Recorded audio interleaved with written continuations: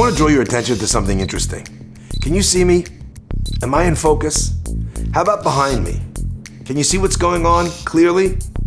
You can't. You know why? The camera is set to a certain level of depth perception. I'm in focus, that's not. The pasuk gives a very interesting wording all over. It says it in singular cases, in plural cases, but you might recognize the format. Vayisa enav vayar. And he lifted his eyes and he saw.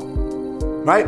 If I lift my eyes, so I'm looking at you, obviously. Why does the pasuk need to say Vayisa enav vayar? And he lifted his eyes and he saw. We find it by Avram, we find it by the Shvatim. What's the pasuk telling us? It's telling us something very interesting. It's saying that you could lift up your eyes and be looking at something, but not actually see it, not actually be focused on it. You see, the brothers, when they lifted their eyes, what were they hoping to see? A solution to their problem of who to sell Yosef to.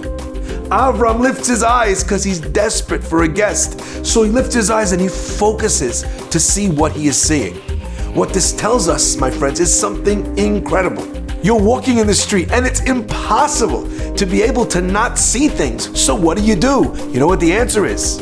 You look, but you don't see. Sometimes, even if you've lifted your eyes, you don't have to focus on something. And the lack of focus leaves something blurry, leaves something unseen in a certain sense. So my friends, sometimes you're in a position where you can't go another way. The Gemara tells us if a person has no choice but to go on this road and they keep their eyes closed, he's called a tzaddik. Person has a choice to go on another road and they keep their eyes closed. He's called a rasha because he's put himself in a state of sakana. He might make the wrong choice. My friends, so many of us have no choice. We're the tzaddik people. We're walking in the street. We have to go down here. There's no other route. What do? Practically, you know what the answer is? Even if you're looking, don't look. Have you ever been facing someone but completely can't see them because you're spacing out and they're waving to you and all of a sudden you're like, because you were thinking about your problem, about your business, about a chidush Torah, about whatever else, and suddenly your eyes focus and you see the thing that was there? That is an incredible technique a person can use in a moment where they have no other option to be able to not see something that they don't want to see.